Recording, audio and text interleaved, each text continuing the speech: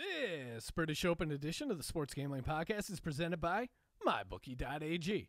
MyBookie.ag is the official online sportsbook of the Sports Gambling Podcast. Use the promo code SGP50 and get a 50% deposit bonus. Play, win, and get paid. We're also brought to you by Roan. Roan is the premier men's performance lifestyle brand, and SGP listeners get 20% off by going to roan.com/SGP. That's RHONE.com/SGP. Finally, we're also brought to you by ESPN Plus. Log on to sportsgamblingpodcast.com and click the ESPN Plus banner to sign up for ESPN Plus. College football, college basketball, MLB soccer, and exclusive UFC fights. You can't be a real sports fan without ESPN Plus. Ooh, welcome everyone to the Sports Gambling Podcast. I'm Sean, stacking the money green with my partner in picks, Ryan, Real Money Kramer. What's happening, Kramer? Thank you, Sean. This is the only golf music I have. Do we not have some like Dropkick Murphys or whatever right now for the British Open being played in Ireland? Or North Ireland. That probably would have been Northern Ireland or North Ireland. Well, that's a great question. It is actually. Oh, you're Irish and you're wearing all this green. I'm Irish. I'm not Northern Irish, right? Is that insulting? Yeah, I mean that'd be like telling a South Korean person you're North Korean. Okay, there's clearly.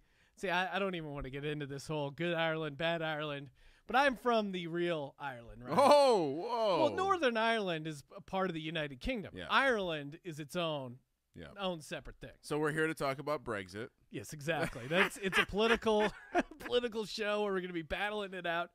You guys need to stick to sports.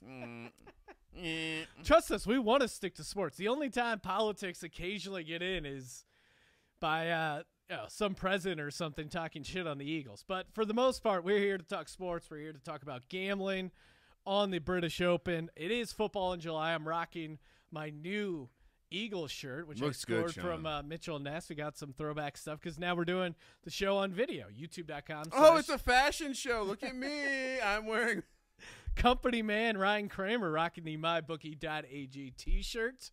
Well, I mean, typically I'm wearing whatever shit's lying around the studio, if you know what I mean. Yeah. And now, I don't know. This is a lot of pressure. Got to be presentable. We got to look sharp. You look sharp, Ryan. You bet sharp. You're going to get some sportsgamblingpodcast.com. Hit up the merch. Get that. Man, there is, like I was saying, it is football in July, but the British Open happens in July. We got to talk about that because it's a big gambling event. We love doing DraftKings. Trying to step all over the July 4th month. What the fuck's that? And they call it the Open Championship. We'll have to save that when we bring on our golf expert Steve in just a second. Couple quick other things before we get started. Baseball. We just had the MLB All-Star Game. We gave out 2 separate winners. Each got $100 cash because they were in our newsletter contest. If you guys want to get on the newsletter for our exclusive once-a-month free cash giveaways, just go to sportsgamblingpodcast.com. Under About Us, click the newsletter tab, sign up there. Also, we're starting up some how-to articles. Our first how-to article just posted. Good site editor, Ryan McKee. He posted that for us. How to bet on horses. Check that out. Cool little video attached as well. Does it go in more depth than to go to a track and walk to the window and give them cash? Yeah, a little walk you through some of the terminology, that whole thing. So check that out. But before we bring on Steve. Now this isn't typically golf music, Ryan. This is America music to remind the Brits that it may be the British Open, but we're 100% USA over here. And there's few things more American than MyBookie.ag, the official online sportsbook of the Sports Gambling Podcast. They got all the British Open action you want. Odds to win, a British Open round matchups, the Open round leader, free ball round odds, top 5 finishes, top 10 finish, top 20 finish, miss the cut odds, make the cut odds, props, parlays. We're going to get into it all here in just a second, but we always got to talk about our good pals over there, MyBookie.ag. You can easily deposit and withdraw in Bitcoin. I don't know how to use Bitcoin. What do I do? Hey, one of those how-to articles on our site explain how to deposit, most importantly, withdraw Bitcoin, cryptocurrency. Head over to mybookie.ag and get that sweet 50% deposit bonus using the promo code SGP50. Play, win. Lastly, most importantly, get paid. mybookie.ag. Joining us on the line from the Sports Gambling Podcast, our golf expert, PGA insider, Steve Schirmer. Steve, thanks for coming on the show. Hey, guys. Thanks for having me on. And, it's a little sad, calling in tonight because, with the reshuffling of the schedule, this would only be the third major of the year. Now we're at the last one. But, the Open Championship is probably my favorite major of the year. I love getting up at 2 a.m., 3 a.m. like a crazy person just to watch the coverage and, sip coffee, maybe put a little Bailey's in there. But, this is a great tournament. There's a lot of good props to bet on, and there's definitely a lot of good ways to make some money. Now that's yeah. Well, and Sean, for us on the West Coast, guys are teeing off at 10:30. Really? On Wednesday night. Okay. 10:35 is the first tee off. Because I remember at Penn State when I was, partying pretty heavily. No. And also a fan of golf. That was always the highlight of my summer was, get out, party up, and then just stay up until like 9 or 10 a.m. in the morning, partying, watching the British Open. It was really kind of a degenerate way to live. But, why do you like this major over the other one so much, Steve? I think I just like the golf courses that they play. I mean, they play a rotation. So it's, usually about 6, 7, 8 golf courses that, they play there every 10 years. So it's nice to go back, every now and then to a golf course you probably have seen pretty recently. And with these coastal golf courses, the weather can really change how it plays, from one tournament to the next. Sometimes we'll see like a golf course like, Royal Birkdale, if the weather's really good there, you could see, a winning score of -14, -15.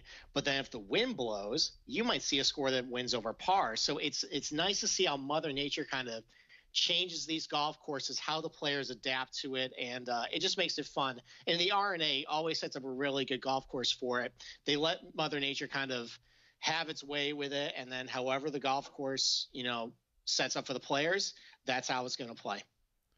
Yeah, and you R&A, that sounds like they're up to no good. It doesn't sound like a golf organization. It sounds like something 007 would talk to his watch. R&A, I need a sandwich to get me out of this situation. Oh, now the British accent debuts so early. If you took 12 minutes.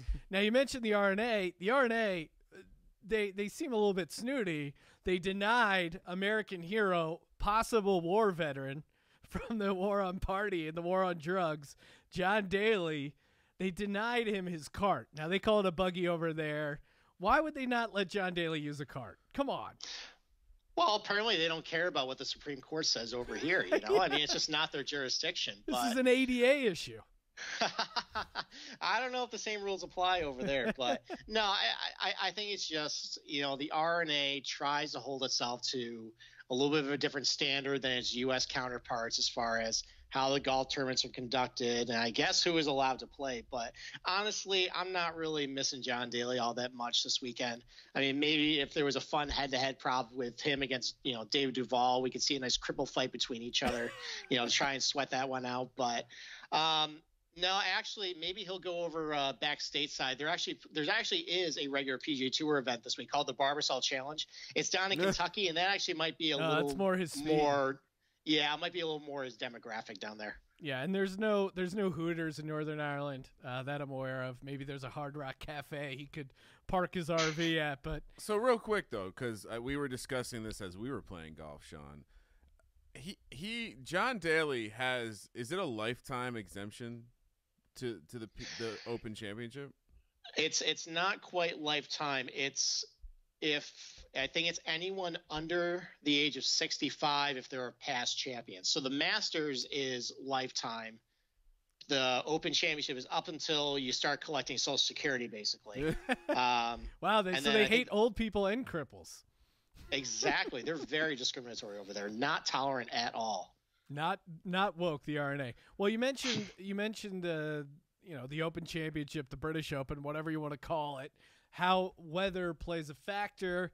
How do you expect weather to impact this tournament? Who does it favor? Who does it not? Well, I think when you look at the forecast this week, the 2 days you really want to keep an eye on is Thursday and Sunday. Probably the best scoring conditions of the tournament are going to come Friday and Saturday. The forecasts are relatively similar. You got light to moderate winds.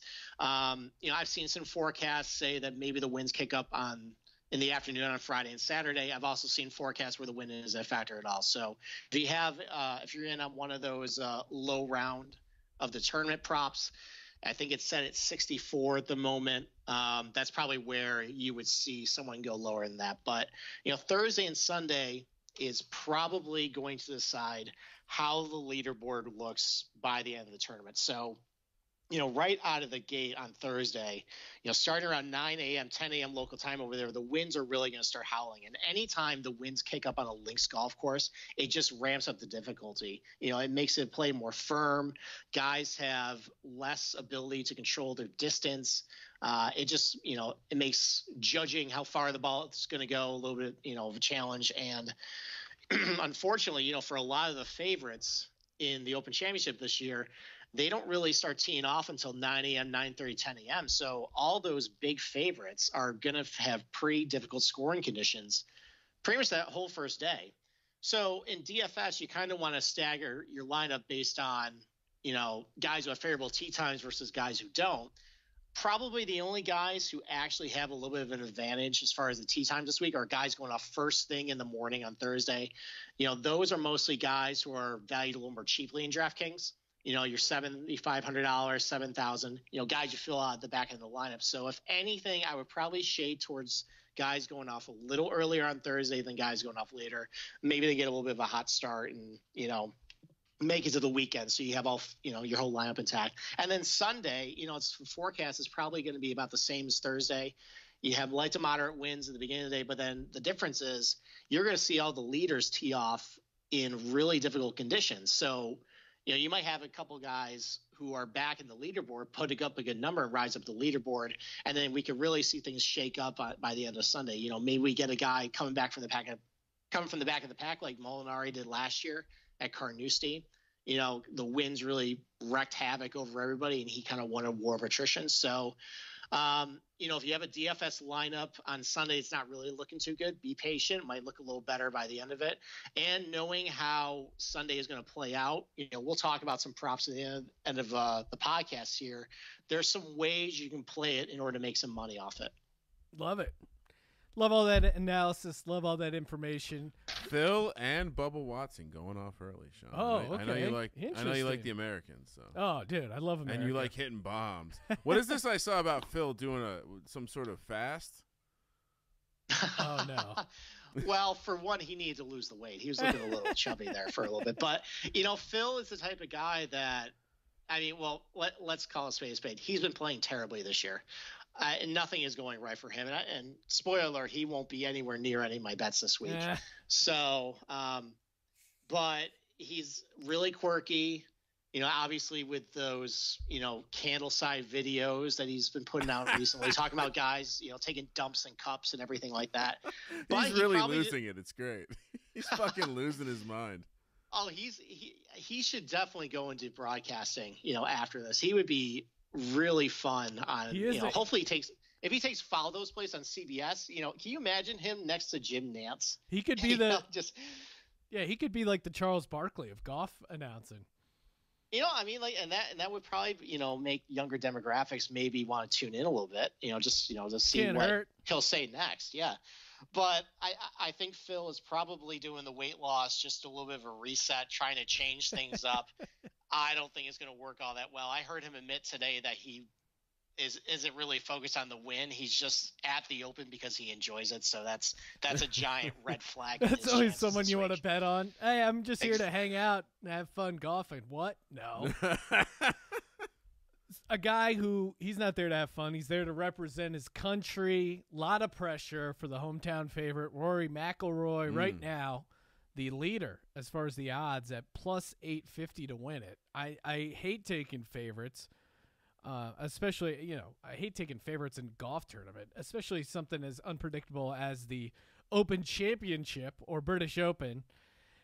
Do you think does Rory play well, or is the pressure going to get to him?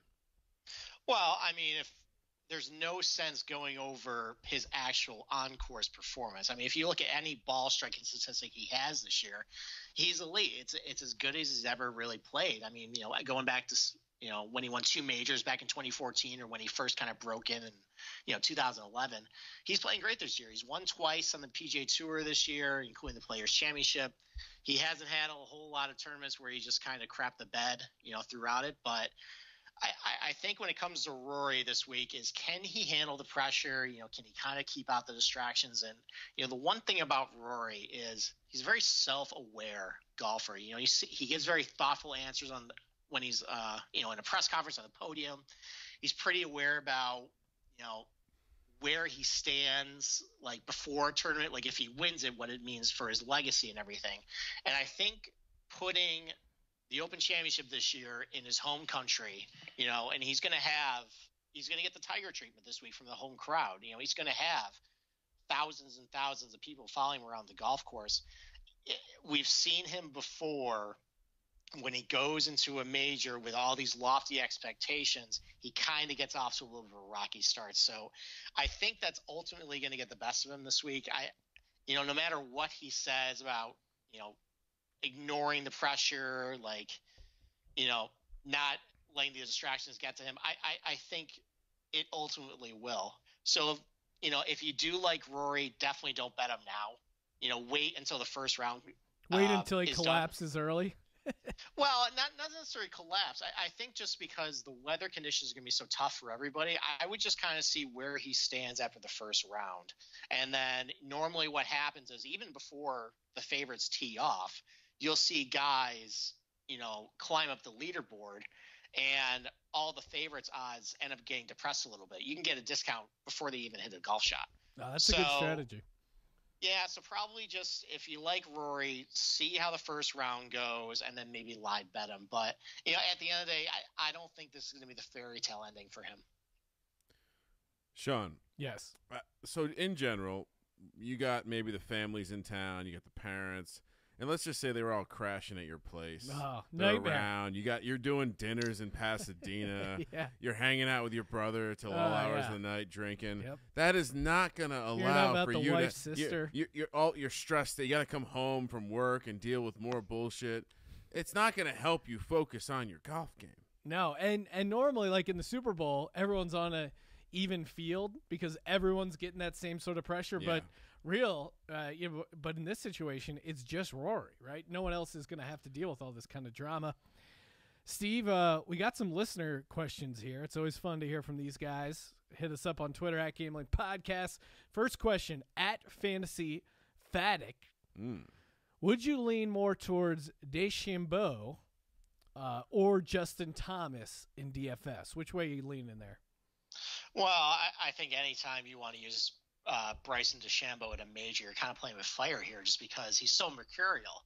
I mean, he's one of these typical millennial golfers where he thinks he's smarter than he is, but if something goes wrong on the golf course, he just lets everything snowball. He gets in his own head, and he's just incapable of just getting out of his own way. But the one thing I've learned about Bryson, following him as he's been a professional, is he's like a blackjack table.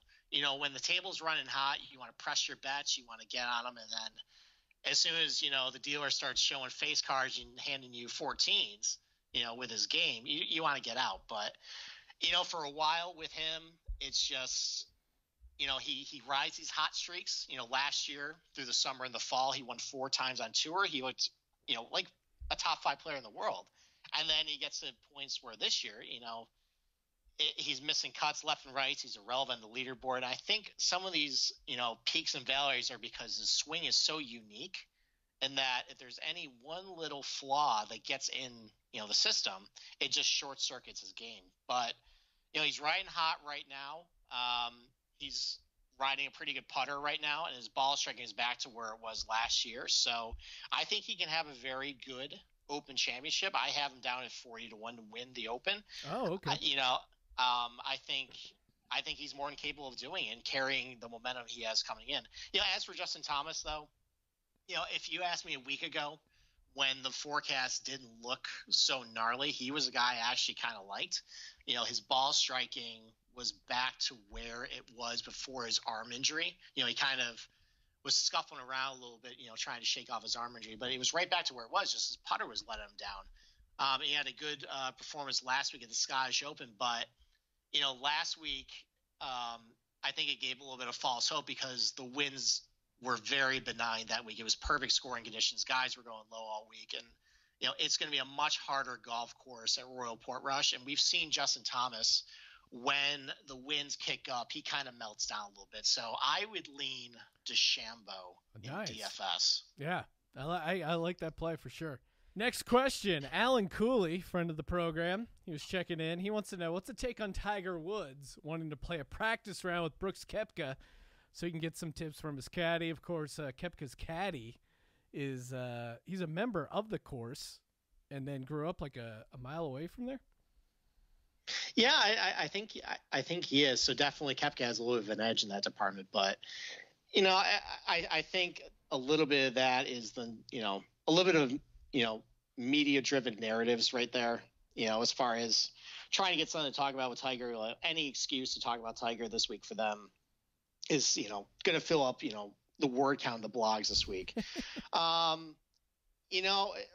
lot of talk with Tiger is just that, is he rusty? He hasn't played since the U.S. Open, and, other than that final round there, he hasn't really looked very good. Does he know the course very well? He admitted in his press conference he still has a bit of homework to do. He reached out to Koepka, I guess for advice.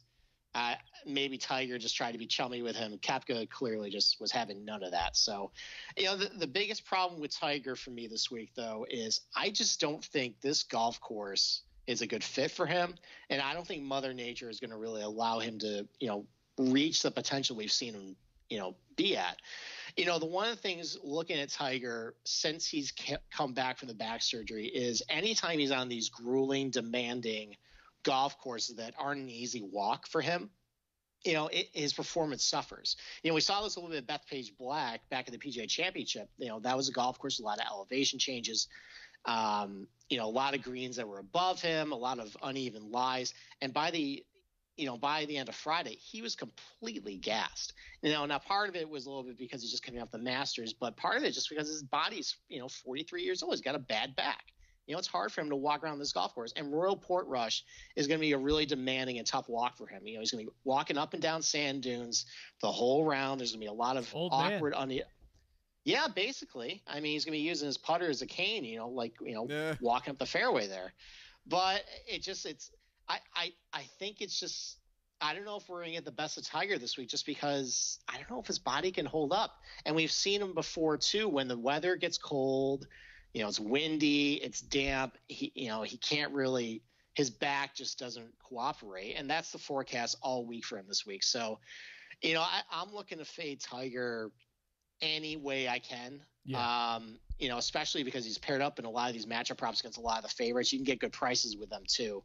So I would be pleasantly surprised if he played well, just because I'm a fan. It's always good when he's in the mix, but I'm not holding my breath on him, this week. Another question at DDecker117, looks to be an Eagles fan. God bless this kid. Are we finally going to get that Tommy Fleetwood breakout round we've been waiting for? I feel like I put him in a lot of my lineups and doesn't always pay off. I'm of the similar mindset of D. Decker. Should we be riding the Fleetwood train? It's, I'm with you, man. Like I've been riding. I can't remember how many times I have touted Fleetwood on the blog, on this podcast, saying how great he is. This is going to finally be the week. It's like my love of Hideki Matsuyama. Fleetwood's basically, my English counterpart, to that. But I don't know what's going on with him. If you look at some of his ball striking statistics over his last few months, they just aren't very good. And, you're not really used to seeing that off Fleetwood. He's typically known as a very consistent ball striker. He hits the middle of the club face every time, peppers a lot of greens. He's a good, scrambler too. And it hasn't really been working for him. I don't know if it has something to do with the fact that he's using old Nike clubs with his irons, and they don't make Nike clubs anymore. So maybe there's some sort of equipment issue. I do know that I think he's trying to incorporate a fade into his swing arsenal, hit the ball more left to right.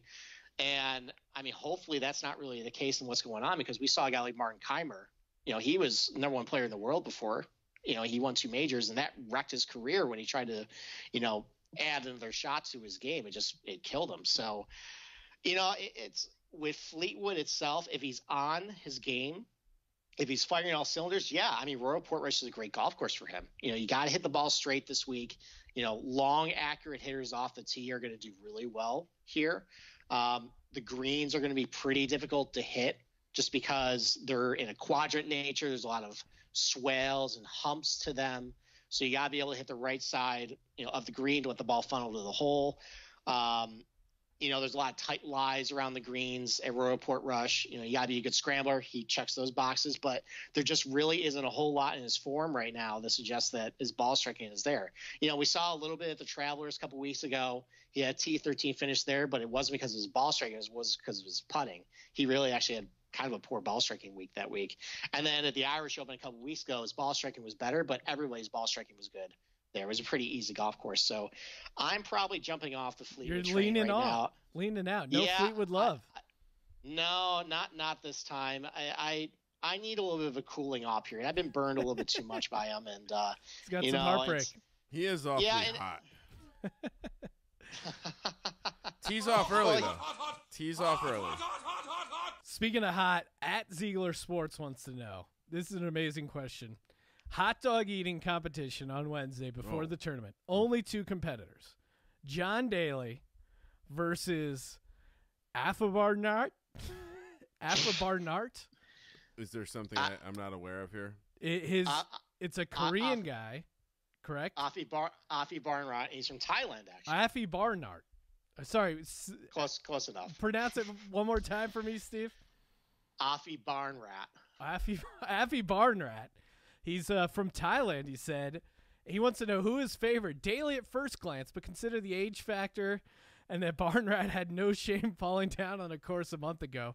This guy, I'm not really aware of him. Right now he's 275 to win over at MyBookie. Really considering betting on this guy. Have you seen what he looks like? He's a gigantic dude, and every photo of him is just him blowing out massive hits of vape smoke. This guy is a legend. Oh, Why are we just hearing about this man now? Shame on you, internet. He's not very good. That's probably why I don't tout him a whole lot. That doesn't stop us from talking about him. But no, he is the Asian version of John Daly. He's a big, now he's on the vape smoke, but before that he was firing through cigarettes, big fat guy. Yeah. Hits the ball pretty far, but I think this guy has it right here as far as handicapping a hot dog eating contest between the two. I think Daly would be a big public favorite just because, hey, it's John Daly, but these eating contests, it's a young man's game. Remember Kobayashi? Yeah. He was winning all these hot dog eating contests. I think he won 6 in a row. He's only 41 years old. Where is he now? He's all washed up. So Kirdesh he's 29 years old. He's got the age, advantage over him. And I mean, they weren't even letting John Daly use a cart for golf. As far as I know, you have to stand up to eat your hot dogs in those competitions. His knee's going to buckle. They're going to have to cart him off. Yeah, maybe Daly gets off to a good start, but I think he slows down as he's wincing in pain there. So I would take Afi Barnrat in the hot dog eating contest. Can I take you a little bit deeper on this analysis, Sean? With that amount of lung capacity and control, he must be in some form of shape. He probably has a strong core, but just on the outside of the core is a tremendous amount of are these photoshopped? It looks like there's a cumulus cloud next to him. There are vape trick shot videos. This guy aren't, really? Oh, dude, yeah, there's a whole subculture.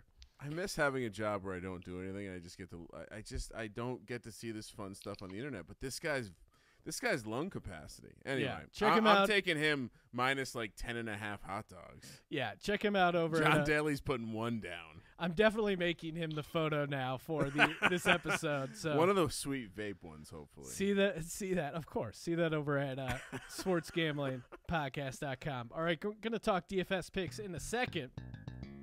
But before we do, we're going to talk about our pals over at Roan. That's right. You guys have heard of Rhone because I've talked about it. I've worn Rhone. I wore the Rhone commuter pants, my trip over in Italy. Oh, so you actually commuted in them? Yes, I did. Wow. I traveled. They're, I mean, I haven't worn them yet golfing because it's too hot, but I'm definitely going to. Like, they're nice, comfortable, quality pants. And that's what you're looking for. Like, you don't want to wear, like, dress pants golfing. You want something that looks good. You know, you're not going to get thrown off a private course wearing these things because they look sharp. But more importantly, they feel comfortable. When you're swinging a golf club, you don't want any, you don't want clumping up. You don't want any sort of that. You want to be able to enjoy. And that's what's nice about Rhone. It's a good mix of premium stuff that's also great to be active in. You know me, Ryan. What do I love? Premium stuff. Premium stuff, but more importantly, high-quality sweatpants, baby. Rhone's got them. They got it all. Style, versatility, everything you want in a clothing line. And more importantly, you get 20% off. Okay? I don't like paying full retail for clothes. You shouldn't either. That's why I got to go to Rhone.com/SGP. That's RHONE.com/SGP. Use that promo code SGP for 20% off. God damn, that's a good deal. Rhone.com/SGP. Where are our sweatpants, Sean? Where are they? I think we need another pair. Oh, yeah. We should head over to Rhone. 20% off. They really got it all. And, yeah. Did you just Looking tell me to nice... go buy some sweatpants, Sean? You do. You probably need to buy some. I love these. The commuter pants are great. The joggers. The whole thing, man. It's a lifestyle. All over that Rhone.com. Okay, Steve, DraftKings. People love it. It's a good time. We can dive deeper into our different golfers. I will give you the honor. That was definitely not where I was going for that, Ryan. We can dive deeper into our opinions of these different golfers. Steve, kick things off. What are we doing? How much we spending? Who we saddling up here for? Well, I mean, my DFS column already came out this week on sportsgamblingpodcast.com. So if you haven't seen it, go check that out. That definitely lays out, all the guys I like this week. But, I'm going to do something I did back in the PGA Championship. I'm going to put together a lineup of, let's call it the honorable mention list for me. I haven't really talked about them a whole lot on the website. I kind of like them. I got a little bit of reservation on it. And actually, I think the lineup I actually threw out at the PGA actually did pretty well. So maybe this will work out for everybody. But, the first guy I'm going to go with is a guy that we haven't seen since the U.S. Open. And basically the last time we saw him, he was vomiting all over himself on that back nine. And that's Justin Rose at $9,900. And I remember holding, I think it was a 30-1 win ticket on him to win the U.S. Open. And I couldn't believe how awful his ball striking was that week. I mean, not just on Sunday, but just throughout the whole weekend. He was missing greens. He was airmailing greens. Like he signed this new equipment deal in the offseason, and it probably was the worst commercial for Hanma golf equipment you could possibly ask for with how he hit the ball that week. But, he's had a month off. I would assume that he's gotten things together. And the one thing that was humming pretty well at the U.S. Open that kept him in it was his scrambling and putting. So if that shows up this week, and he's hitting the ball like Justin Rose we usually expect out of him, he's hitting the ball straight. He's consistent. He doesn't make a lot of big mistakes. So, I don't love him this week, but, considering this is the honorable mention lineup, let's start off with him at $9,900. Kramer? Sean, I said it wasn't going to be about drip. Nope. Not a drip day. It's going to be about drip. But it's also going to be themed drip. And that theme is... no! USA? I'm playing revenge spots here. Oh, okay. I like that. And revenge for all the tyranny in the middle years. And a guy with tons of drip. I sadly left him off my lineup for the last major. He's number one in my heart. Rickie Fowler, 9,300. Speaking of not knowing when to quit, I'm never going. Like if there's a broke back golfer that I would need to gun to my head, I got to pick one guy. It's Rickie Fowler. That's my guy. Oh, it's not Barn Rat? Come on, man. Oh, I thought we were talking about Brokeback. I gotta okay. share it. I'm not sharing a tent with that dude. All right. I know Steve laid out a great case of why we should stay away from this guy. But again, I don't know how to quit him. This guy's just due. He's from England. Give me Tommy Fleetwood. You laid out a great case, Steve, for why you shouldn't take Tommy Fleetwood, but that's exactly why I want to take Tommy Fleetwood. No one else is on him. He's had 4 top 10s this season. He's made all his cuts. I just think this long hippie from England is due, and this could be the time. And I'm gonna roll the dice here. Sean, is it about the hair? Are you jealous? I am, as a guy who losing some hair up top. The guy, just amazing locks. Speaking of locks, who's your number 2 guy here for the DFS lineup, Steve? Well, I thought I would be the first one to mention, but Kramer, you just jumped right on top of it there, and it really wouldn't be an SGB podcast without mentioning Rickie Fowler. So he's on my honorable mention list this year. Yeah. So the one thing with Rickie is his form. One of the key attributes I'm looking at for guys coming into the Open Championship is how their form has been. Have they had some top 10s?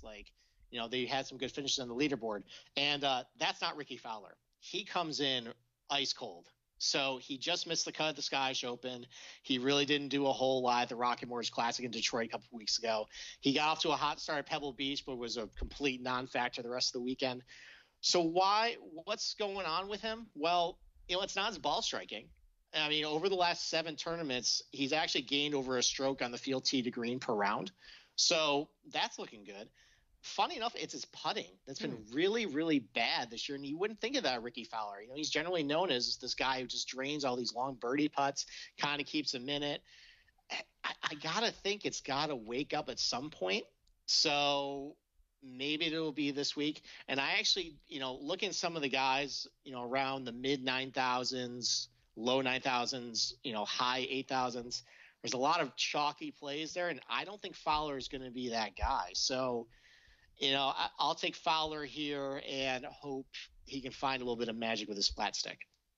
Yeah, it seems like of the expensive guys that people are saying will be the more contrarian plays, it's Dustin Johnson and Rickie Fowler. So of the big dogs. Of the big dogs. Sean, is it up? Am I up? Yep. Number 2. This guy, he has golf course drip. But he also is a Cowboys fan, unfortunately. But also a revenge spot as he hails from the great country of the United States, Jordan Spieth. Ooh, Ryan. I'm zigging all over the place. Disgusting act. 8,900. And I'm going to let Steve shit all over this pick, but would it surprise you if he just pulled something out of his ass? Yes. Great answer. Great answer. It's just, so here's the thing with Spieth. So he had that hot run, a couple months ago. He was just absolutely lights out on the green. And what's happened over the last couple tournaments is his putter has cooled off, and that ball striking just has not gotten any better. It's hideous. Oh, goddamn. All right, that's it. I'm making, I didn't want to put Kuchar in the lineup because he has 0 drip. Cooch. But my squad's got so much drip they can carry Kuchar. I'm making the swap. You're right. I'm taking the Cowboys fan out. Hopefully Zeke holds out. I know we're not talking about the NFL. Jordan Spieth's been cut. Kuchar in. Dripless. Dripless Kuchar, but safe. And you're going to see a sweet, sweet forehead tan. All right, my second guy. Give me Xander Schauffele. Oh. Coming off a nice. Why do you pick these names for yourself, Sean? What, this is self-inflicted. Did I not? What? Yeah, but he got that right. Yeah, come on, did it? Come on, Kramer. Congratulations. I'm just wondering why you're making the degree of difficulty so hard. What the fuck? I feel like Steve always has Xander in some sort of touting him to some degree, but tied for 3rd in the U.S. Open, tied for 14th at the Memorial. Missed the cut at the Charles Schwab Challenge, but PGA Championship, top 20. He just seems like in the mix, and I don't know. What the hell do I know? Xander Schauffele just seems like a guy that's always kind of hovering And that's what I'm looking for here, because with so many X factors in the British Open, the U.S. Open, or no, sorry, the British Open, the Open Championship, with so many X factors, Xander seems to be like a guy who's pretty consistent. And so, yeah, give me Xander at 9,500. So are you loosening your stance on the Kylers and Xanders of the world? You're on board Xander with Xander being a name? is more of a name than Kyler. No, it's Alexander. They just didn't feel like writing the first part. They just lost the Al. Anyway. Who's your third guy here, Steve? Well, my third guy is someone who has no drip. And, it's either he's either fighting a sinus infection, or he's going to collapse in a bunker because he has vertigo, or he pulls out he throws his back out because he's bending down to reach for his kids. And that's Jason Day at $8,600. Oh, man. The thing is with him is for probably about 2 years, his ball striking with his irons were really bad, but things have kind of turned the corner a little bit ever since he got Stevie Williams on the bag back at the U.S. Open. Maybe he was just getting bad numbers from his old caddy, but those numbers have really turned around for him. He's hitting the ball a lot better than he was. He had kind of a bad tournament at the 3M Open, but it was mostly because of his putting and his driving. But the iron play is still really good. So, if he's back to kind of on the upswing with his ball striking, I think he could be a factor this weekend at the Open Championship, as long as he doesn't catch a cold with all the, the cold temperatures and the wind and everything. But, I don't love him this week, but this is the honorable mention lineup. He could surprise, so let's go Jason Day here. Hey, how dare you comment on Jason Day's drip? He's an Aussie.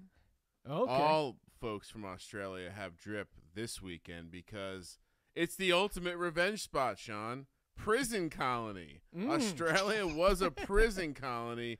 Great Jason point. Day, I'm going to jump ahead. I'm going to skip a guy to stay on the same point. I also have Jason Day. If you're seeing the theme here, Sean, I'm really into the Americans and Australians this week. Jason Day, 8,600. All the reasons Steve said, plus he's got the revenge angle this weekend. So like it. I like him week 16, laying the 2.5. Why isn't football here yet? No, We're almost there. Daniel Jones, baby. Henrik Stenson is my number 3 pick, $8,400. Former winner of the Open Championship. Won in 2016. So is a guy can win in these conditions. And also he's currently ranked first overall in strokes gained approaching the green. Give me Henrik Stenson at $8,400. Steve, what do you think of that play? I like it. I mean, I touted Henrik Stenson in the DFS column this week. Wonder where I got that. Yeah, who knows? Who could have wrote that? But no, I mean, he's running a hot streak. I think he's got 3 straight top 10s. Obviously, the iron play is really good. He has a good track record at Open Championship. I like the pick. Okay, who's your 4th guy? All right, well, my 4th guy is actually in someone who's kind of in a similar situation with Rickie Fowler, is where his ball striking's been pretty good, but his putter's just been awful. That's Sergio Garcia at $7,800. Now, he finally got off the schneid. I think he missed like 6 or 7 straight cuts in a major. Finally made the weekend of the U.S. Open with I think like a T54 finish. Wasn't anything to write home about, but I mean, the ball striking's been great. Well, not great. It's been good. It's been good enough to compete, but the putter, I don't know what's really going on with it. Now, he's coming off a pretty good performance at the Andalusia Masters over in Spain. Again, great ball striking, terrible putting. But, he has a pretty good track record of the Open Championship. He probably should have a clear jug by now. Maybe being on these bent grass fescue greens might wake him up a little bit. And if the weather's going to be bad Thursday and Sunday, you want a guy who, can keep it on the fairway, hit a lot of greens, and that's Sergio Garcia. So I'll take a stab at him at $7,800 this week. Sean, you Yes. wouldn't believe this. Also a revenge spot, as everyone remembers how the Spanish Armada was taken down by the English naval force led by Lord Charles Howard and Sir Francis Drake. This is key. Next level, Ryan. I'm in the right amount of zone right now, where things are flowing. Okay, This is welcome Ryan's inside the brain. Hey, let's not leave the beautiful island of Australia, a land that for some reason the filth from England thought should be a prison colony. Adam Scott doesn't like that very much. No. Adam Scott doesn't like that much at all. 8,800. I don't. Has he played since the U.S. Open? I don't think so.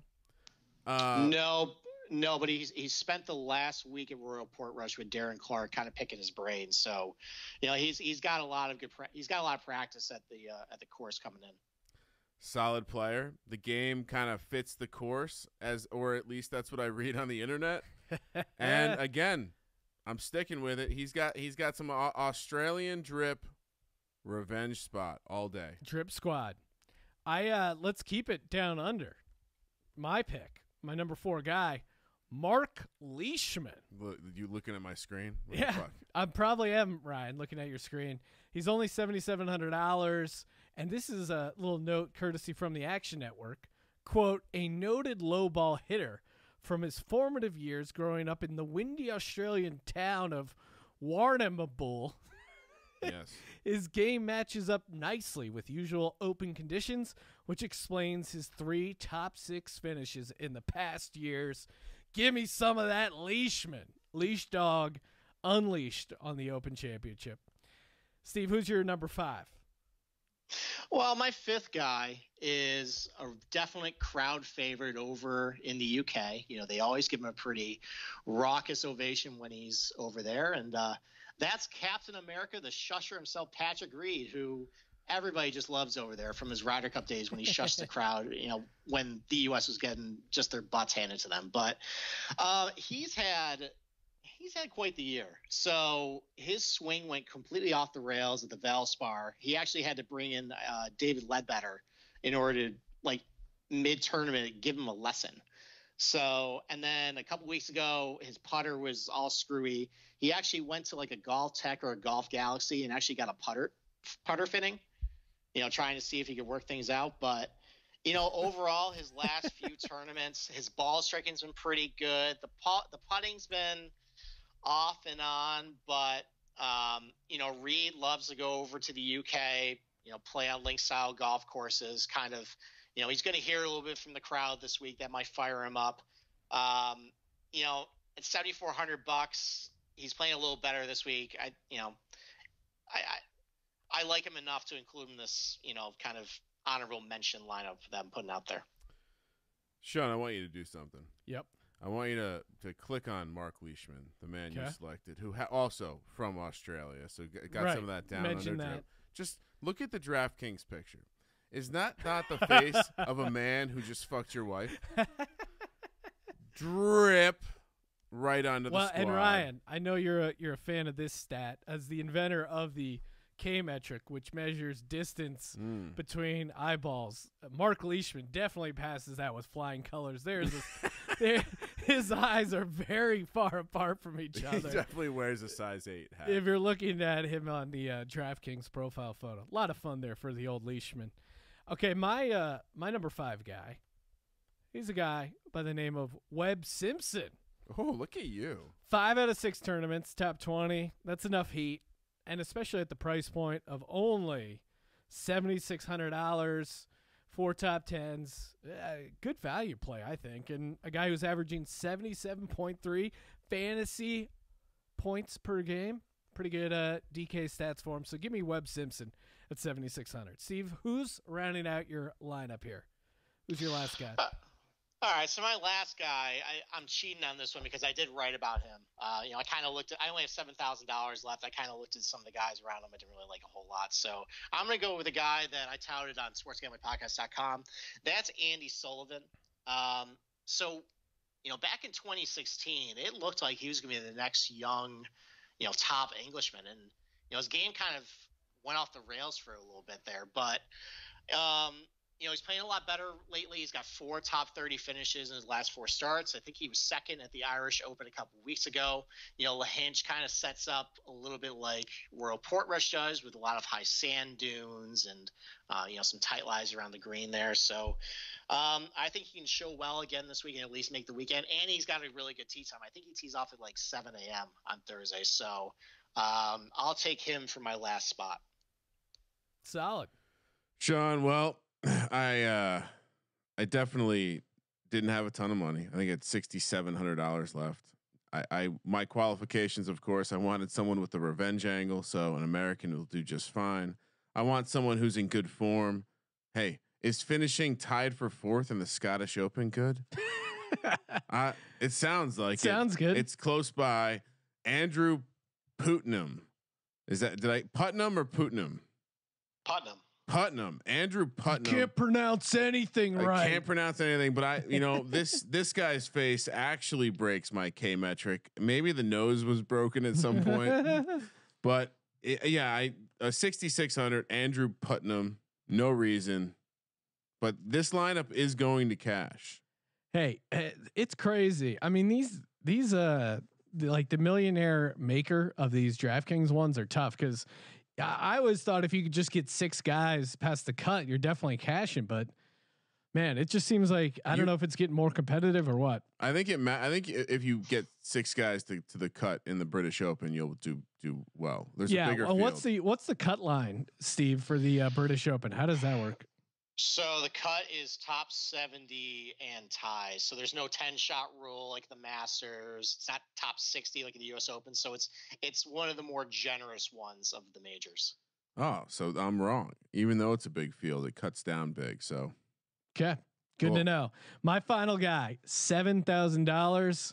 I was on him the last major, brought him back. This guy, he knows how to golf, disciplined, and that is my main man out of the great country of South Korea. Oh, as a fellow South Ireland guy, got a rep for South Korea. Gimme Bihung Hun An. Wow, you did that so gracefully. Tied for 13th at the Rocket Mortgage Classic. Sure, he missed the cut at the Travelers, but it was only 3 over. U.S. Open top 20 finish, tied for 16th. The Memorial tied for 17th. His season overall has certainly had some up and downs, but the guy seems to be kind of showing up in these past 2. Well, he missed a cut in the PGA Championship, but he played well in the U.S. Open. You got to kind of take a shot here this deep. He's 100 to 1, but yeah, give me Beyond at 7,000. What do you think of my boy Beyond, Steve? I mean, it's the same. He's a lot like Hideki Matsuyama, where the ball striking is great. He ranks pretty highly in strokes gained tee to green, strokes gained off the tee and approach. He's an awful putter, so it's really going to come down to how well he rolls on the greens. Be careful though, no revenge spot here. The British have helped the South Koreans in the past. So. All right, we're gonna close things out here in just a second with our final picks and props. But before we do, time to talk about our pals over at ESPN Plus. What? That's right. Partnering up with ESPN Plus, the worldwide leader. ESPN Plus. I mean, the thing is, you got to get ESPN Plus. If you consider yourself a sports fan, a serious sports fan, college football, college basketball, I guess they have some soccer, I don't know, MLB, and they're going hard in UFC. You want to get all those UFC pay-per-views, the UFC exclusive, Dana White's Contender Series, and we got a bunch of, we're ramping up our UFC content as well over on the site. UFC San Antonio preview odds and best bets. That's up right now over at sportsgamblingpodcast.com, courtesy of one of our new writers, Jeff Fox. Give it a read. But more importantly, you got to sign up for ESPN Plus. Easy to watch, your phone, tablet. It's only $4.99 a month. Also, when you sign up for ESPN Plus and you're on ESPN, way less ads, super easy. Hey, I was on a show on ESPN Plus. Worth checking out.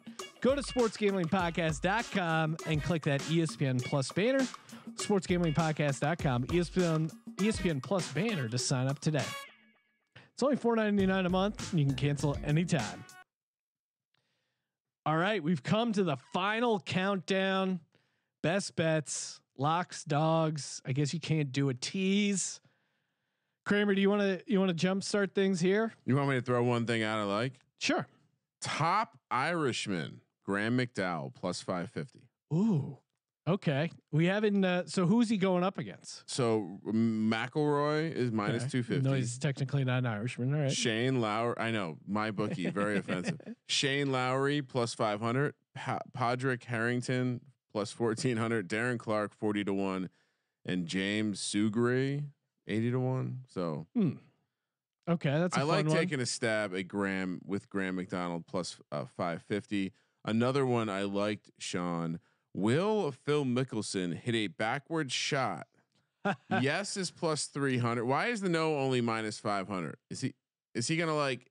This is basically him banging it into a rock, right?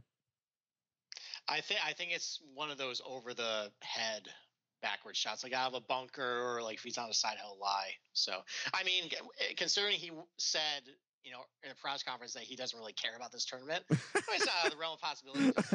Does it? He does seem to have a screw it, fuck it vibe going lately. So real quick, I don't want to derail with Phil Mickelson talk, but wasn't he like the square guy when Tiger was like just murdering everyone, and now he's turned into this amazing character? I think he's just letting his true colors show. I mean, there's stories around the PGA Tour about how big of a trash talker he's always been. I think just with his corporate image, he's trying to. He kept it clean, but at this point, I think he just doesn't care. He's towards the end of his career. I think with social media, he's realized that, he can kind of let this, bombastic character out, and everybody's going to like him. So, who he wanted to be the corporate bad guy with some insider trading. Then he's like, this is bullshit. I'm shove someone in a locker. Hey, Kuchar, where are you, bitch? Well, now with his like fasting and meditation, he's starting to remind me of is the Kevin Nealon character in Happy Gilmore. Where he's just like very zen, but then also freaks out and loses his mind. Okay, great thing over about my bookie and just in general is betting these. You can really make some money, I think, betting these betting these matchup props. Oh yeah. Steve made a great case against Tiger Woods. So a couple matchup props I like.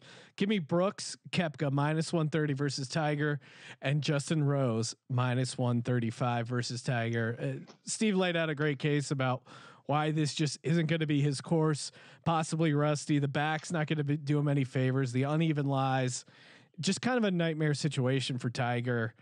And I think he's kind of moving on to next year. So yeah, give me those two props as stuff I like.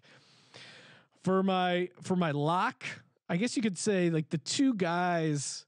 Real quick, Sean. Sure. I've seen. I don't know if my bookie has this, but I've seen some people put the Tiger Woods over under at 21.5 for place. Oh, okay. You definitely you definitely take that he's going to finish worse than 21 first and a half, right? Yeah, and he might miss the cut. Again, we've always been pounding the fade Tiger, he's and missing then the cut. He finally won one. He finally got that major back, so I think we got scared off of fading Tiger, but there definitely seems some value in doing that, especially in this British Open. So the three guys I have already bet over at mybookie.ag to win are Xander Schauffele, of course. Now he's right in that 25 to 30 to 1 range. Tommy Fleetwood, again, this guy's just fucking due, and 100 to 1. My long shot, be on. So that's kind of what I'm feeling as far as my picks for outright winners. And I'll throw you one of these open 3-ball ones because these are kind of fun. I'm telling you, the 3-ball is the area you got to look because you can get some fun odds. Again, you can still kind of fade. Like if you really think Tiger is going to suck, find some with him because now you're only playing one golfer. Find a good matchup. You juice up the odds. Yeah. Yada yada yada. Yeah. You know who I like? Who do you like? This is we haven't talked about him, but I just like the value here. And this is a 3-ball matchup between Shane Lowry, Phil Mickelson, and Brandon Grace. Brandon Grace of these three is plus 240. Wow. I just love the opportunity to fade Phil here in a 3-ball lineup. What do you think of that play, Steve, at plus 240? Well, I think you picked the wrong guy there. I think you go Shane Lowry. I actually really like Shane Lowry this week. And actually going back to your top Irishman. Oh, 5 to 1. Kramer. Lowry is the one who I like there. I mean, McDowell's playing well, but if you want to talk about pressure, McDowell is actually from Portrush. So this is actually his hometown, not an hour away, tough. like McIlroy. But okay, you know what? I'm going to switch it up. Give me Shane Lowry to beat out Phil Mickelson and Brandon Grace at plus 125. It takes a bigger man to adjust, Sean. I mean, that's why you hire an expert, Steve. And thanks again, Steve. I know it's late East Coast time and we had some technical difficulties. Steve is employee of the month, employee of the year, and killing it. So what's the best bet? And yes, for me. Or are we throwing out some best? Yeah, bets? those are my three winners, my props. Oh. And my matchup stuff. I didn't hear a lock sound effect. I was. My lock was Xander Schauffele and Tommy Fleetwood at 25-1 ish. It's bouncing around between 25-1 ish. Well, 25-1, 30-1. I mean, when you get it, you might be able to get it at 30-1. Steve, break it down. What are you doing? Where are you going? And you know what? Let's save yours for last, so people keep listening. Kramer, give us your rest of your picks here. I mean, I gave you a couple. I'm probably going to end up with some. I do like your Webb Simpson angle. I've seen what you got his odds in front of you over there at my bookie, but I know his odds are in the set plus 7,500. Yeah, 75-1. They were actually so. I put him in the winners column this week. I think he was at 90-1 just 2 days ago. He's already down to 75-1. So clearly, I'm moving steam, as they say, Sean. If I'm giving out my other futures to win, I am going to take a little piece of action on my man Rickie Fowler at 30-1. Can't help yourself. I can't quit him, and I'm going to go to a guy I threw in my DraftKings lineup. Jason Day at 40-1. I don't know how you feel about the value there, Steve. I'm sure he has some name recognition. I'm not getting the best value on him, but I'm gonna take a stab there, and just for fun, right? We always have to throw someone out in that 100-1 range.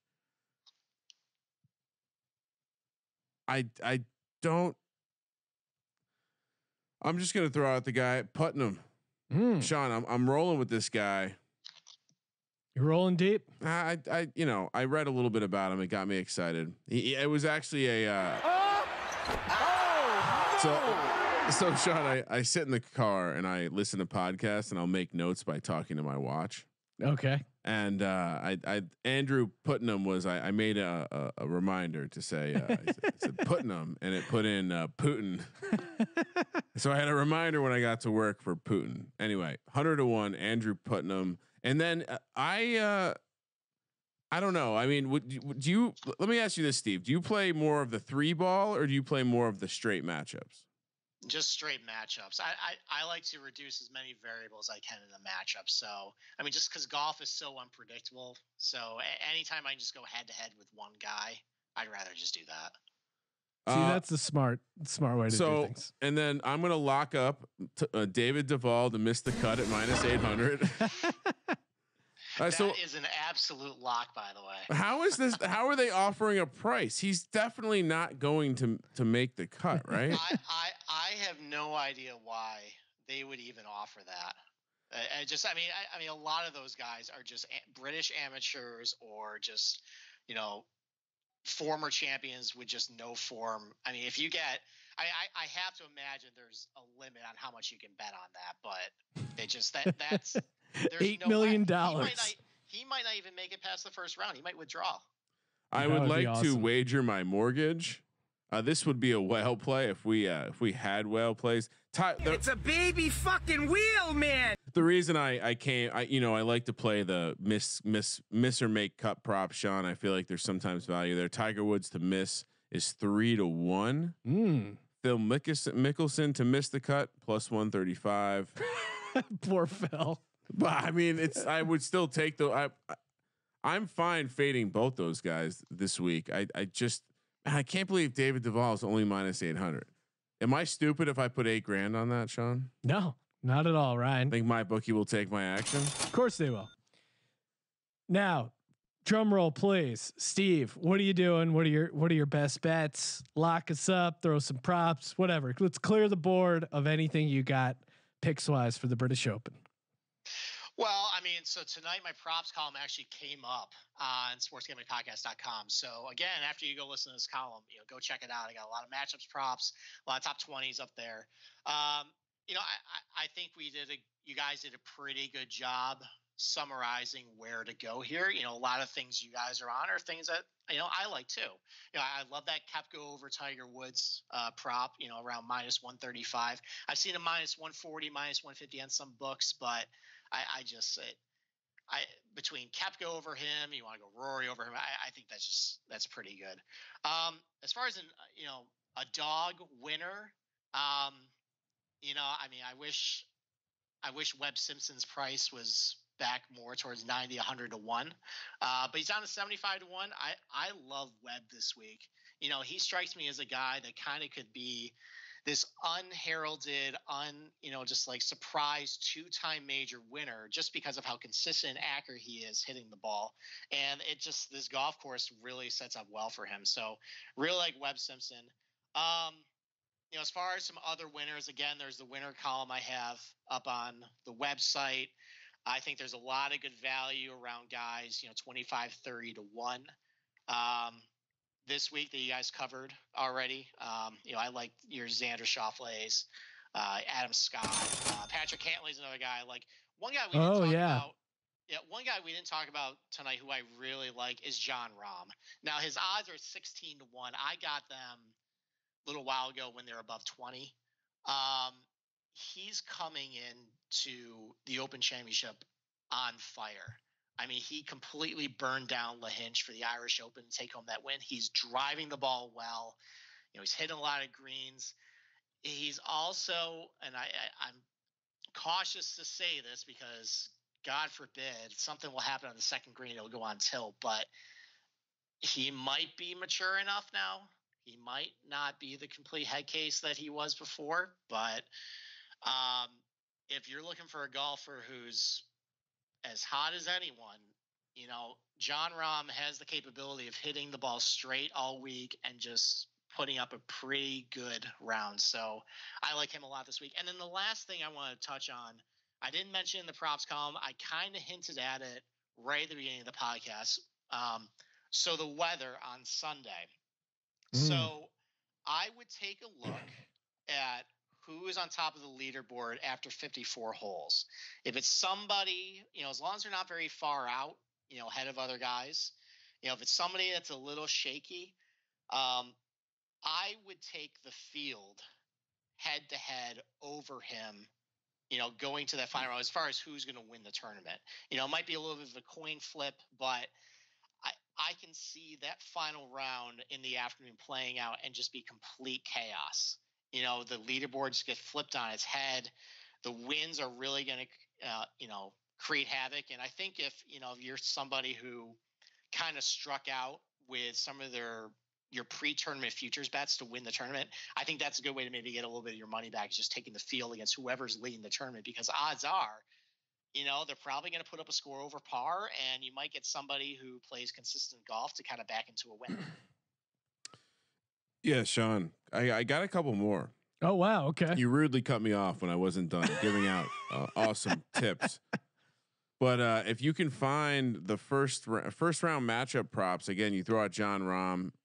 Jon Rahm, you can find at -0.5 or -120 on the money line versus Tiger Woods. Oh my God! In the for the first round, also because you reminded me how Spieth is one giant, walking disgusting act. Leishman, you can catch a half a stroke. Now go home and get your fucking shine box with some juice, or lay the -105 on Leishman versus Spieth. I would recommend doing both. I'm gonna go big on both though. This is gonna be all right. We're gonna have some fun this week, Sean. All right. I'm gonna. I'm gonna add to my lock the Rahm over Tiger Woods first round minus half. That's too easy. Hold on, we need Steve's stamp of approval. Do you like both those bets I just threw out there? Yeah, I'm good with both those. All right. All right, we're doing $500 a pop. That's it. Let's go. Thank you for participating in the Sports Gambling Podcast. Thank you as always, Steve. And make sure you check out Steve's amazing golf articles over at sportsgamblingpodcast.com. Make sure you rate, review, and share. We need some more iTunes reviews. Come on, guys. And if you're in the Hollywood area, July 24th, 8:00, Colby, Dan, and I doing some stand-up over at the Sycamore Tavern. It's a sports stand-up theme show called The Locker Room. So check that out. And as always, thanks for tuning in. For the Sports Gambling Podcast and Steve Schirmer, I'm Sean stacking the money green, and he is Ryan. We believe in you, Daniel Jones. Kramer. Let it ride.